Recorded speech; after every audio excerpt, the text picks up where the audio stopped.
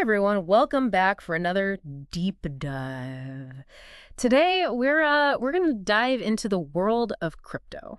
Yeah, sounds good. And with Bitcoin doing, Bitcoin things going kind of crazy this week, breaking that $65,000 ceiling. Right. I figured what better time, right? Definitely. It's been a wild ride. Yeah, so we're tapping back into one of our favorite crypto YouTubers to kind of guide us through this, this crazy world. Right.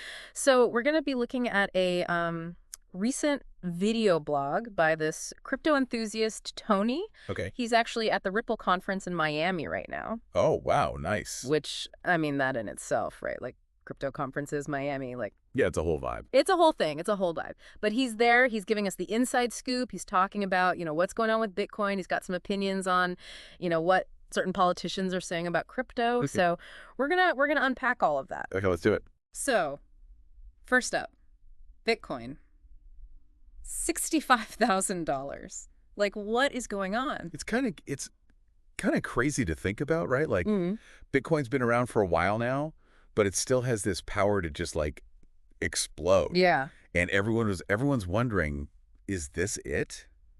Like, is this the bull market everyone's been waiting for? Right. And that's exactly what Tony's grappling with in his video blog. He's like, he's excited. Yeah. He's cautiously optimistic. Right. It Makes worries- sense though. You got to be careful Exactly. because, we've seen these spikes before. Yeah, yeah. And they don't always last. So, I mean, just to be clear, Mm-hmm. like, what are we even talking about when we say bull market? It's not just like the price going up for a day or two. Right, right. A bull market is like it's a sustained upward trend. Like imagine a snowball, right, rolling down a hill. It just keeps getting bigger and bigger. Yeah, yeah. Momentum. Exactly. Momentum. Investor confidence is high. More people are getting in, and it just kind of feeds itself. And that's why everyone's watching so closely. Right. They want to see, does it have legs? Right, right. Is it a snowball or is it just like a little, A little flurry. little flurry? Yeah, Yeah. exactly. Okay, so now Tony, he's looking at charts, he's vibing in Miami, but he's also got his finger on the pulse of the, the political scene. And he was not too happy with some of the things that Kamala Harris was saying about cryptocurrency. Really? What was she saying? So basically, she was talking about crypto as something that could be really beneficial, specifically for Black men. Okay. And Tony, he wasn't really down with that. I see.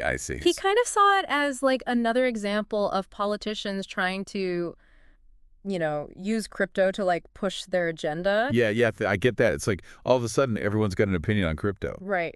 It's like they just discovered it. Right. And it's not just the Democrats. He was saying like both sides of the aisle are doing this. And he's like, just let crypto be crypto. Yeah, it's interesting, right? Because it's this technology, this new kind of financial system, potentially.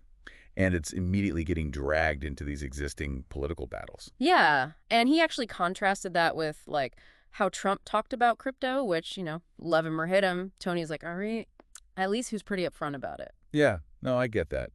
There's something to be said for honesty, even if you don't agree with the stance. Exactly. Yeah. Like, just be real, Exactly. So speaking of strong opinions, there was this one guy who Tony mentioned who really got him, like, fired up. Okay, who was that? Larry Fink. Okay, so not everyone might know who Larry Fink is, but Right. He's kind of a big deal. he's a big deal, yeah. So, like, in the financial world, Larry Fink, he's like, top dog. Yeah.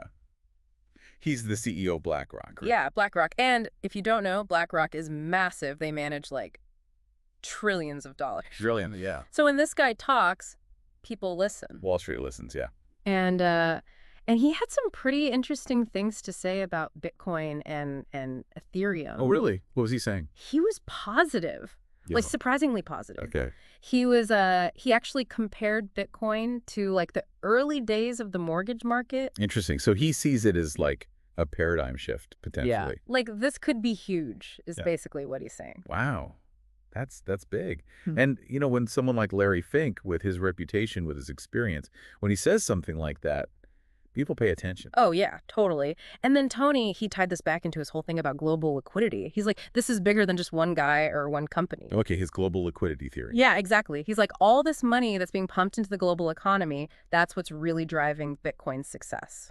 So Explain that a little bit. Like, Yeah. how does global liquidity, how does that play into this? So basically, when governments like print more money, it increases the amount of money circulating around the world. Huh. And that makes like assets like Bitcoin more attractive to investors. So it's almost like it's not even necessarily about Bitcoin itself. It's just that there's more money out there looking for a place to go. That's exactly what he's saying. Interesting. It's not about the politicians, it's about the global economic climate. That's a really thought-provoking way to look at it. So what you're saying is, like, instead of getting caught up in the day-to-day news cycle, like who said what about Bitcoin, we should be paying more attention to these larger economic trends. Yeah, like zoom out a little bit, look at the bigger picture. Yeah. And speaking of zooming out, Tony's, he's not just stuck in some stuffy conference room, he's in Miami. Right, living it up. Exactly, showing off the beach, the vibe is immaculate. And on top of that, he mentioned this massive ETF inflow into the crypto market, like $550 million. Wow, okay. That's a lot of money. So for those who don't know, an ETF, it's like a basket of assets, right? So you can invest in like a crypto ETF, and it'll hold a bunch of different cryptocurrencies. Exactly, exactly. And this inflow, a huge chunk of it, like $100 million, came from Bitwise Asset Management. So we're talking big players making big moves. It's huge. Yeah, that's not your average Joe putting in a couple $100. No, this is institutional money pouring in. That says a lot. It does. So, I mean, what a week, right? We've got Bitcoin through the roof, politicians trying to figure out what to do with it, major financial institutions jumping on board. It's a lot. It really makes you think, doesn't it? Like, what does the future hold for cryptocurrency? If these global economic forces are the real drivers, are we just at the tip of the iceberg here? That's the million-dollar question, right? And I think that's a great place to leave it for today. Yeah, definitely.